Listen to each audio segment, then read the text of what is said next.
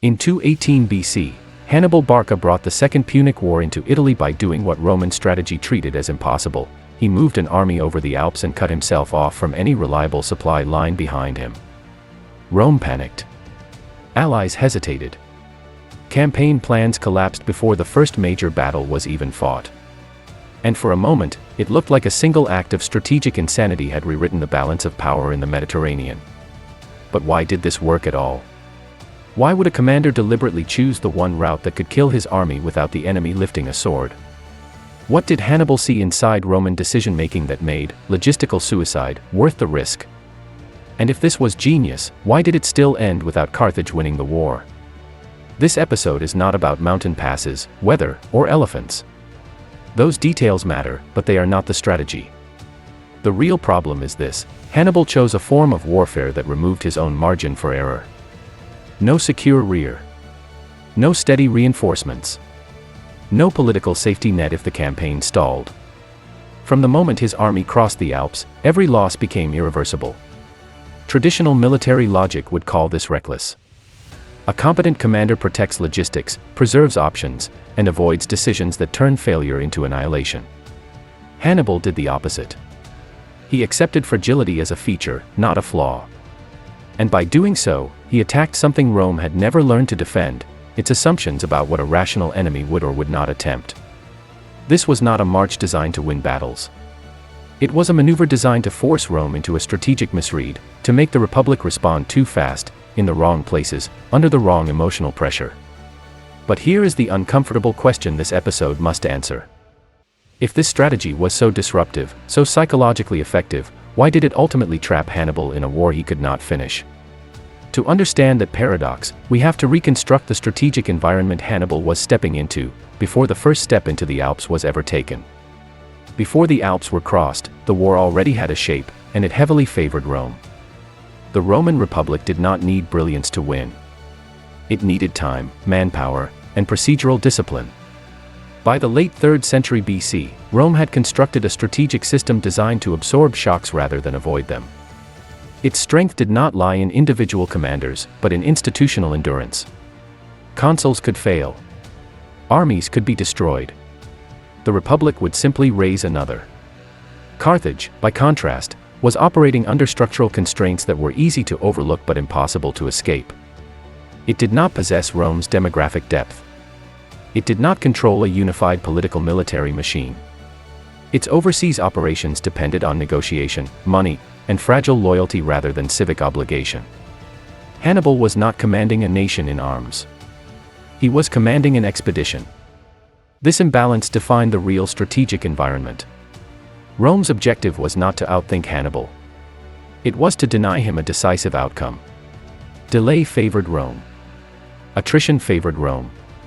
Even stalemate favored Rome.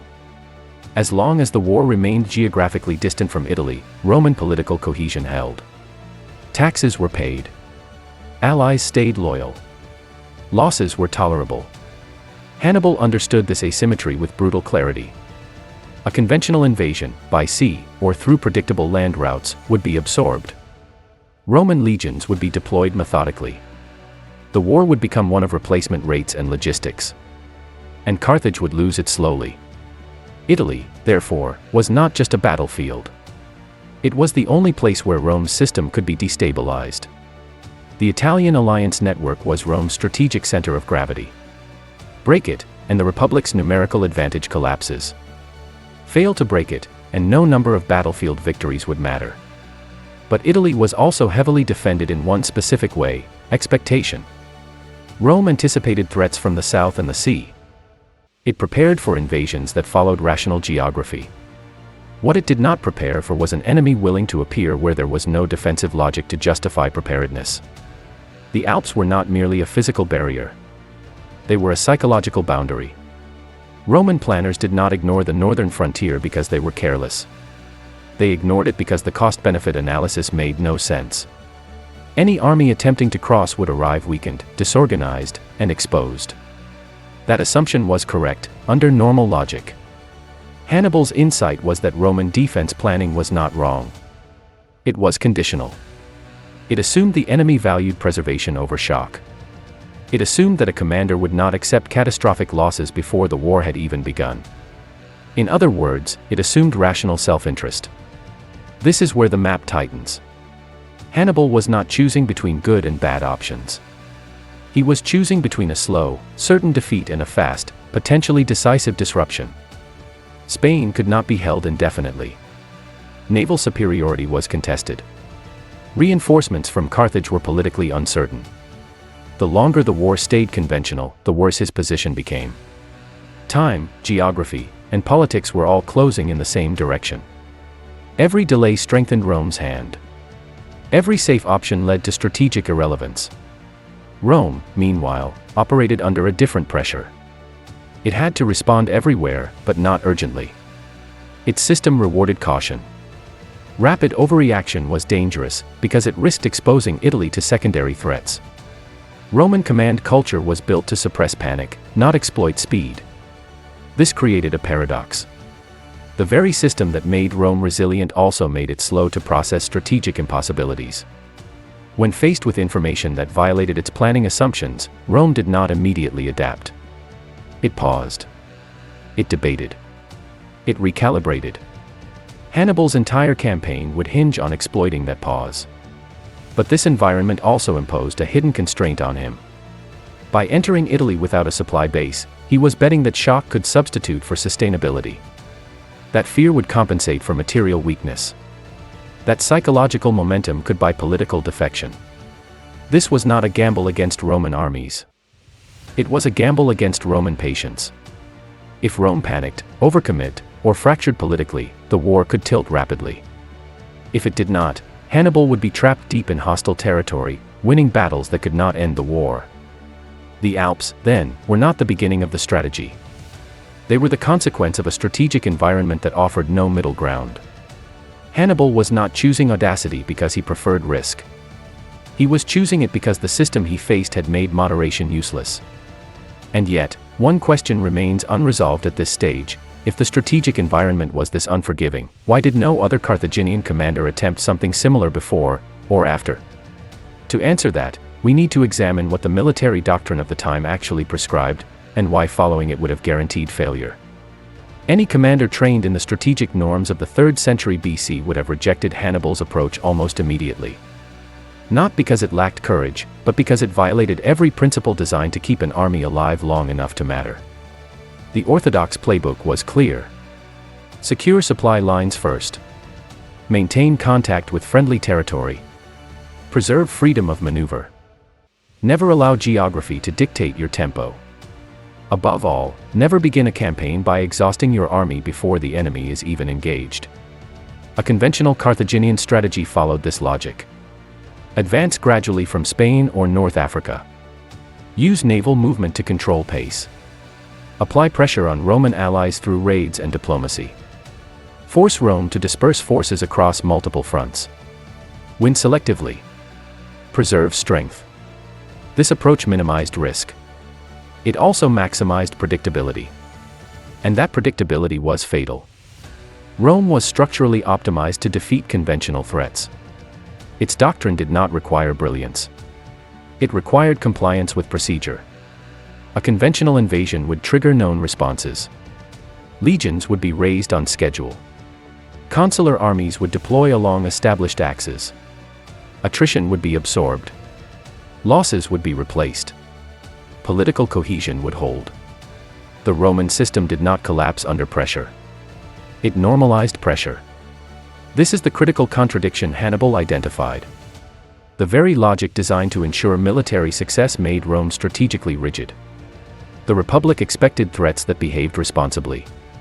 It planned for enemies who valued sustainability. It prepared for wars that unfolded along intelligible lines. Any strategy that respected those assumptions would be defeated by them. From this perspective, good strategy became indistinguishable from strategic suicide. Playing by the rules meant entering a contest Rome was structurally guaranteed to win. There was no clever maneuver within the doctrinal framework that could compensate for Rome's demographic and institutional advantages. So Hannibal faced a stark choice. Either accept the logic of the system and lose slowly, or violate it so completely that the system could not respond correctly in time. This is where most analyses stop and label the Alps crossing as bold or brilliant. That misses the point. The decision was not about audacity. It was about rejecting a framework that made victory impossible. Hannibal did not choose an extreme option because he was reckless. He chose it because moderation had become irrational. But rejecting doctrine comes with consequences that doctrine exists to prevent. The standard playbook exists to manage uncertainty. Supply lines exist because armies consume resources faster than they can capture them. Secure rear areas exist because morale erodes without perceived safety. Redundancy exists because plans fail. Hannibal deliberately stripped away every one of these safeguards. Why? Because doctrine also shapes enemy expectation. Roman commanders did not simply defend territory. They defended probability distributions. They allocated attention, manpower, and preparation based on what made sense to do. An enemy that refused to behave sensibly disrupted that entire allocation process. The Alps crossing was therefore not an alternative route. It was a method of strategic disorientation. It attacked Rome's planning horizon. It forced Roman leadership to confront a reality their system was not designed to process quickly. Yet this rejection of doctrine also introduced a deeper tension. By abandoning logistical security, Hannibal traded long-term viability for short-term shock. He compressed the campaign's timeline. He made early success mandatory. There would be no recovery from miscalculation. Doctrine teaches commanders to manage failure. Hannibal designed a strategy that could not survive it. This is where the strategy becomes truly unorthodox. Most deviations from doctrine are partial. Commanders bend rules while retaining fallback options. Hannibal removed the fallback entirely. He created a situation in which his army could only move forward, politically, psychologically, and operationally. That choice solved one problem and created another. It bypassed Roman expectations, but it also locked Hannibal into a war of constant motion. He could not pause. He could not consolidate. He could not afford indecision. The Roman system, once shocked, would adapt. And adaptation favored endurance, not speed. The deeper question, then, is not why Hannibal rejected doctrine. It is why he believed he could replace it with something else. What internal logic convinced him that fear, momentum, and political fracture could substitute for supply, reinforcement, and strategic depth? To answer that, we have to move away from abstract doctrine and into the moment of decision itself, where assumptions were tested, objections were raised, and a single, fragile theory was asked to carry the weight of an entire war. That moment is where this strategy truly begins. The decision to cross the Alps was not a moment of sudden inspiration. It was the endpoint of a narrowing corridor of options, where each conventional alternative collapsed under strategic scrutiny. By the time Hannibal committed to the route north, he was no longer choosing between boldness and caution. He was choosing between action and strategic suffocation. Inside the Carthaginian command structure, this choice was deeply controversial. Carthage was not Rome. It did not operate as a unified war state. Civil authority, commercial interests, and military command were entangled but not aligned. Hannibal's army in Spain was formidable, but it was politically distant from the center of power. Reinforcements required negotiation. Supplies required approval. Strategic patience required trust that Carthage would sustain a long war. That trust did not exist. From the beginning, Hannibal understood that time was his enemy. Not because Rome would defeat him quickly, but because Carthage would lose interest slowly. A prolonged, indecisive campaign would erode political support at home. Victories without resolution would be reframed as costly adventures. Failure to deliver a decisive blow would isolate him from the very resources needed to continue. This pressure shaped the internal debate. Officers raised objections that were entirely reasonable. The Alps would destroy horses.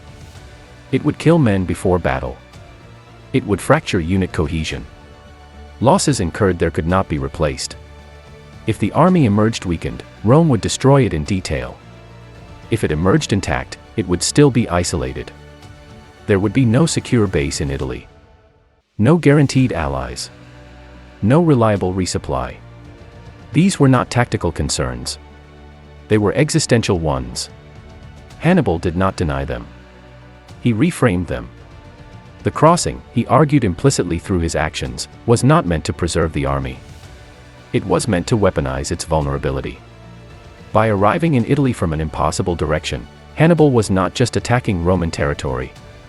He was attacking Roman confidence in its own strategic model. At the core of this decision were three assumptions. Each was fragile. Together, they formed the entire logic of the campaign. The first assumption was psychological. Hannibal believed that shock could produce strategic overreaction.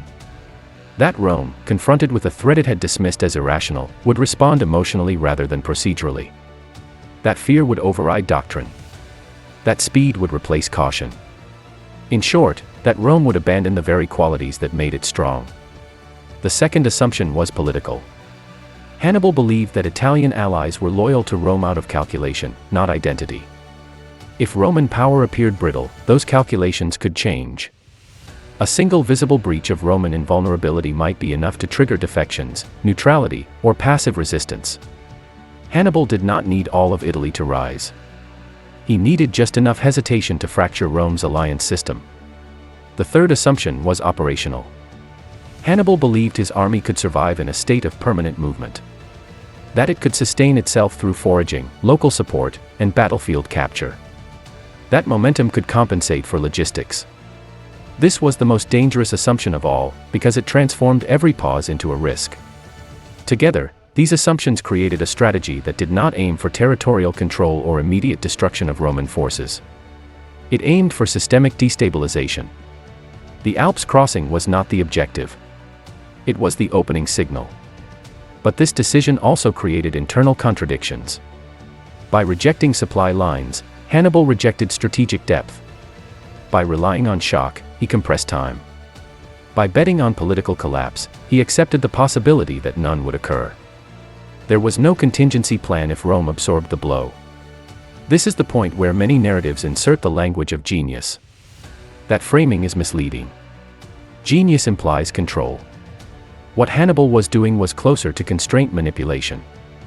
He was forcing the war into a configuration where Rome's advantages would take time to activate, while his own disadvantages would not matter immediately. The cost of this approach was absolute dependence on early effects. The campaign did not need to succeed completely. But it could not afford to stall. Delay would be fatal. Indecision would be fatal. A single operational misjudgment could cascade into collapse. This explains why the decision appears so extreme in hindsight. It was extreme because the environment had become extreme. Hannibal was not seeking brilliance. He was seeking escape from a strategic equation that made defeat inevitable. And yet, the moment the decision was made, a new danger emerged. Once the army committed to the Alps, the strategy ceased to be theoretical. Assumptions would meet terrain. Psychology would meet exhaustion. And the margin for error would shrink to almost nothing. Because from that point forward, the strategy no longer depended on what Rome believed. It depended on whether Hannibal's army could endure long enough for those beliefs to matter. And that is where theory gave way to execution, and where this strategy came closest to collapsing under its own weight. Once the army entered the Alpine corridor, the strategy stopped being an argument and became a test of endurance. Every abstract assumption now depended on physical survival. Terrain imposed its own logic. Weather imposed its own tempo. And logistics, now deliberately stripped down, reasserted itself as the dominant force shaping every decision. The crossing itself was not a single ordeal but a sequence of compounding stresses. Narrow paths restricted movement. Units could not maneuver freely. Formation discipline broke down under exhaustion. Losses occurred not in dramatic engagements, but through slips, exposure, sickness, and attrition that no command decision could reverse. Horses died. Equipment was abandoned. The army did not emerge intact. It emerged diminished, and aware that there would be no recovery phase. This mattered because Hannibal's strategy did not allow for recuperation. The moment the army descended into Italy, it was already operating below optimal strength. There was no pause to rebuild cohesion. There was no rear area to reorganize.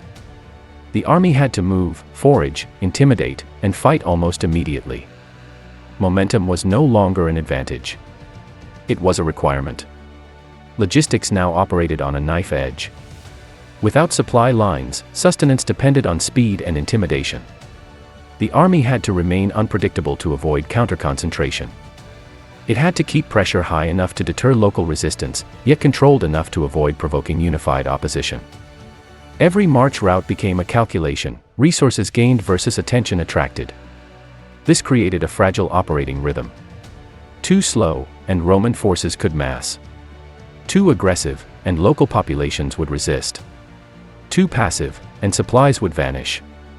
The army existed in a constant state of calibrated tension, where operational success was measured not by territory held but by the absence of collapse. Here, the strategy revealed its most dangerous flaw. It depended on uninterrupted execution. There was no redundancy. No buffer. Any disruption, whether delays, intelligence failure, internal dissent, could cascade. A conventional army absorbs shocks through depth. Hannibal's force had none. Several moments pushed the campaign toward that edge. Tribal resistance in the mountains had already weakened morale. In Italy, intelligence was imperfect. Roman movements were not always visible. Local cooperation was inconsistent. The army was strong enough to threaten, but not strong enough to dominate decisively without battle. This is where Hannibal's leadership style became inseparable from the strategy itself. Command could not be bureaucratic. Decisions had to be immediate. Authority had to be personal. Hesitation would be interpreted as weakness, not just by enemies, but by allies and subordinates whose loyalty now rested on perceived inevitability. The army survived by projecting certainty it did not possess. That projection was a form of psychological logistics. Confidence substituted for supply. Fear substituted for fortification. Reputation substituted for numbers. But these substitutes were volatile. They required constant reinforcement through action. Two microfailures nearly unraveled this system. The first was environmental. Weather delays slowed movement at critical moments, compressing decision windows. For an army without reserves, lost time was lost initiative. The second was informational. Roman responses were not always immediate, but they were adaptive. Once the initial shock passed, Roman commanders began to probe rather than panic. That probing threatened to expose how thin Hannibal's operational margin really was. Yet the strategy held, just enough. Early engagements restored momentum. Local perceptions shifted. Roman confidence wavered. Not because Rome was losing the war, but because it could no longer predict its shape. The Alps had succeeded in one crucial respect: they forced Rome to fight on terms it had not planned for. But this success concealed a growing contradiction. Every victory deepened Hannibal's isolation. Every advance increased the distance from any potential support. The army was winning space it could not secure. It was generating fear it could not convert into resolution. Execution, in other words, did not fail. It worked. And that was the problem. Because the better it worked tactically, the more it entrenched a strategic situation with no clear endpoint. By the end of this phase, Hannibal had proven that the unthinkable could be done. An army could cross the Alps. Rome could be surprised. Doctrine could be bypassed. But proof of concept is not the same as strategic closure. The next phase would determine whether this disruption could force Rome into a fatal misstep, or whether Rome's system would absorb the shock and adapt. That answer depended not on Hannibal's next move, but on how Rome interpreted what it was seeing, and where it chose to respond. Rome's first reaction to Hannibal's appearance in Italy was not confusion. It was disbelief. Reports arrived that contradicted every planning assumption the Republic relied on. An enemy army had emerged from a direction deemed strategically irrational. The initial danger was not military. It was cognitive. Roman command had to decide whether to treat this as an anomaly, or as a new strategic reality. At first, Rome chose normalization. The institutional instinct was to interpret Hannibal through familiar categories. He was treated as a conventional invader who had merely taken an extreme route. That framing mattered, because it shaped every response that followed. If Hannibal was simply another army, then the solution was procedural: assemble legions, engage, destroy, move on. This was Rome's first misread. Roman command culture prized decisiveness, but decisiveness within doctrine. Consular armies were deployed to seek engagement, not to probe the underlying logic of Hannibal's campaign. The assumption was straightforward: an army operating without secure supply lines could not sustain prolonged operations. Therefore, forcing battle quickly would expose Hannibal's weakness. What Rome underestimated was that Hannibal did not need prolonged operations. He needed disruption. By rushing to confront him, Roman commanders accelerated the very tempo Hannibal required. They shortened their own decision cycles while giving Hannibal opportunities to fight under conditions he had engineered. The second misread was psychological. Roman leadership interpreted Hannibal's audacity as overconfidence. A commander who took such risks must be seeking decisive battle. That assumption aligned perfectly with Roman military culture, which valued direct confrontation as a means of resolution. It did not account for a strategy that used battle selectively, not to end the war, but to unbalance it. As engagements unfolded, Rome's reaction became increasingly rigid. Losses were framed as aberrations rather than signals. Each defeat triggered a larger mobilization, a heavier commitment, a stronger insistence on restoring honor and deterrence. This response made sense politically. It reassured allies. It demonstrated resolve. But strategically, it played into Hannibal's design. The critical error was not losing battles. It was overinvesting in tactical correction instead of strategic recalibration. Rome kept trying to fix outcomes without questioning premises. It focused on how to beat Hannibal's army, not on why Hannibal had placed himself in such an exposed position to begin with. Information compounded the problem. Roman intelligence struggled to read intent through action. Hannibal's movements were fluid. His objectives were ambiguous. Was he marching on Rome? Was he courting allies? Was he seeking decisive engagement or avoiding it? The lack of clarity created pressure to act quickly, to prevent worst-case scenarios rather than to understand the pattern. This is where Rome's structural strength became a vulnerability. Its command system distributed authority annually. Political incentives rewarded visible action. Delay could be interpreted as weakness. Caution risked reputational damage. Hannibal exploited this by remaining just threatening enough to force engagement, but not committed enough to be cornered. Rome did eventually adapt.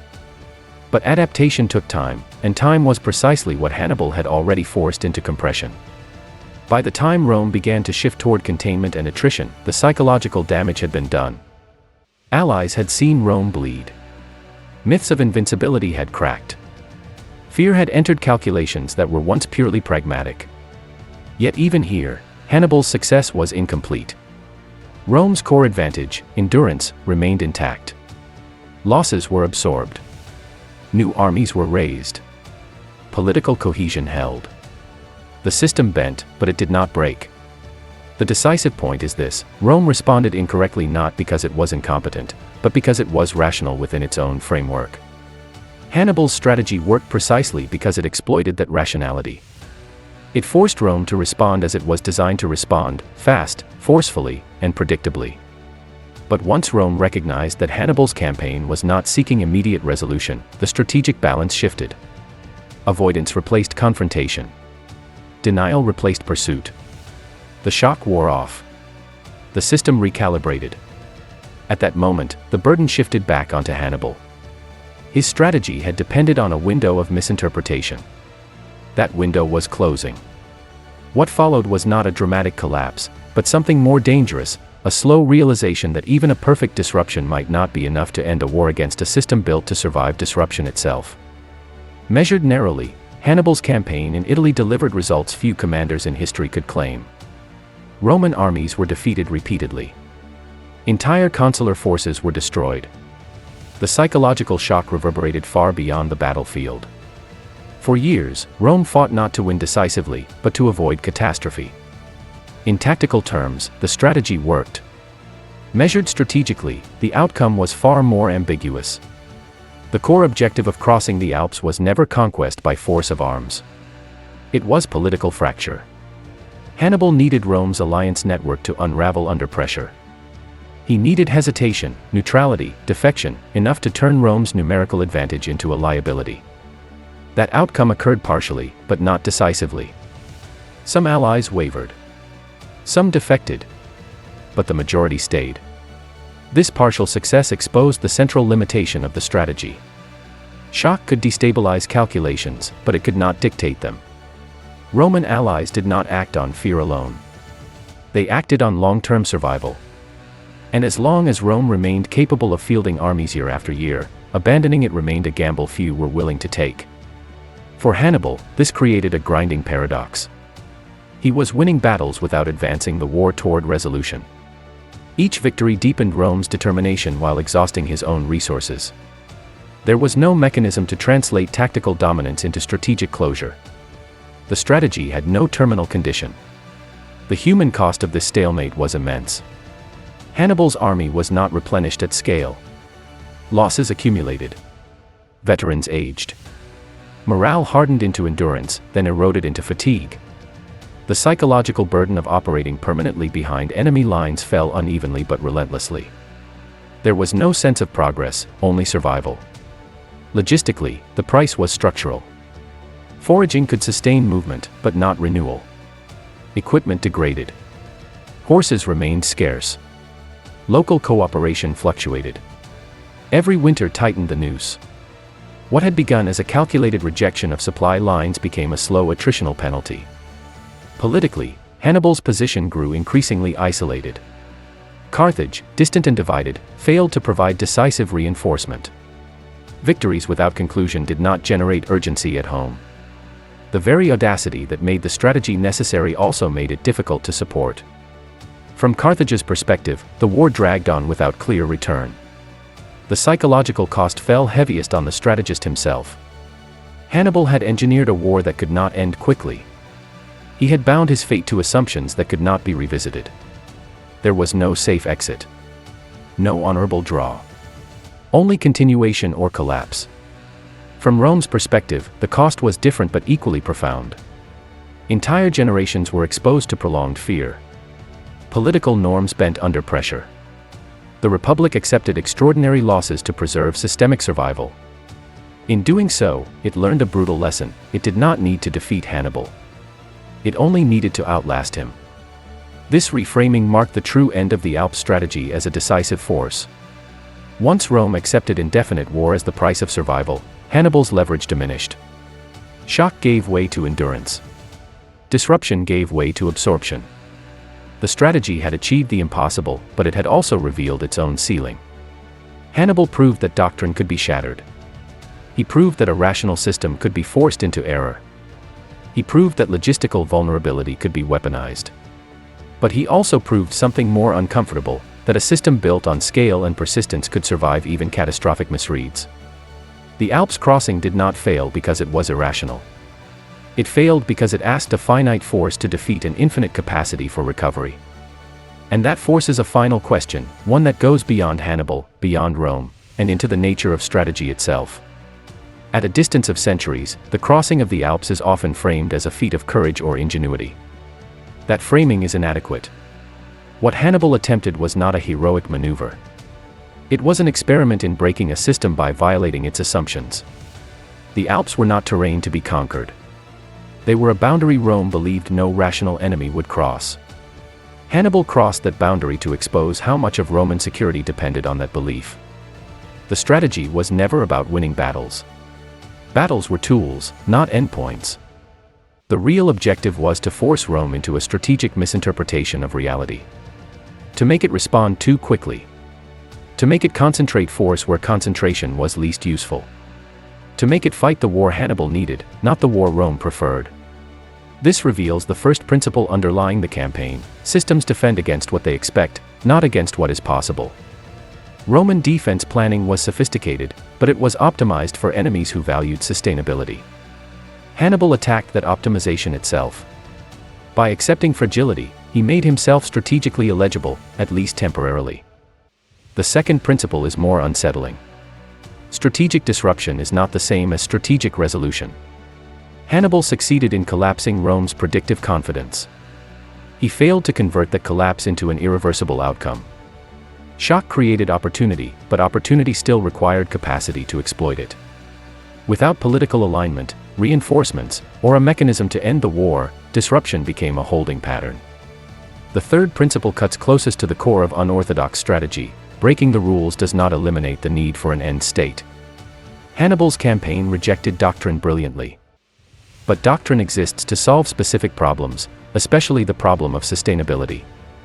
By discarding it wholesale, Hannibal accepted a war that could only continue, never conclude. This is where the strategy becomes tragic rather than triumphant.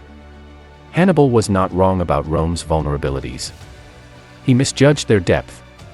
Rome's alliance system bent but did not fracture. Its political culture absorbed humiliation without collapse. Its demographic base outlasted tactical disaster. The system learned. And when systems learn, asymmetric advantages evaporate. What makes this campaign endure as a case study is not its failure, but its honesty. It exposes a reality strategists rarely confront directly. Some problems cannot be solved within the constraints imposed by an adversary's structure. Hannibal saw that clearly. His mistake was believing that violating those constraints once would be enough. The Alps crossing teaches a final, uncomfortable lesson. There are strategies that are necessary, and strategies that are sufficient. They are not always the same.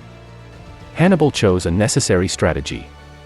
Without it, defeat was guaranteed. But necessity did not make it sufficient.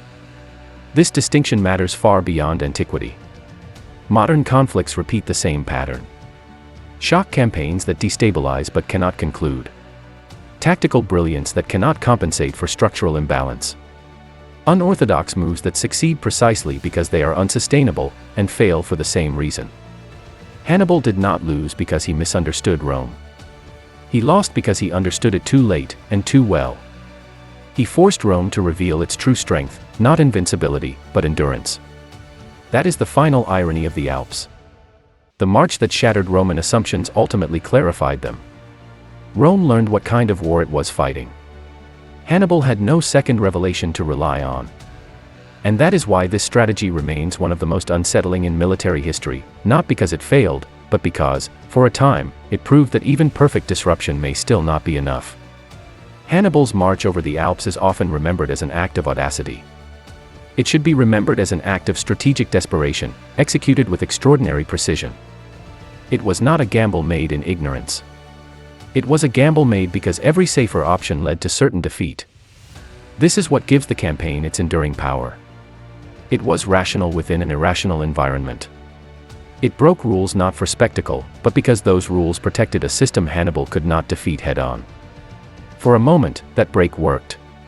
Rome hesitated. Rome bled. Rome doubted.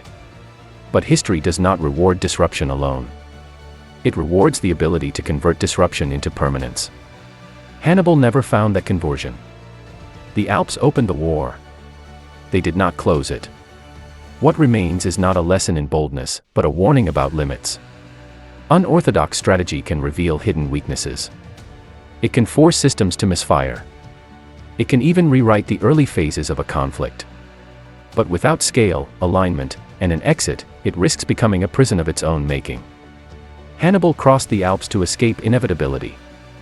In doing so, he created a war where inevitability returned in a different form, slower, colder, and impossible to outrun. And that is why this campaign still matters. Not because it shows how to win against the odds, but because it shows what happens when brilliance collides with a system that can afford to wait.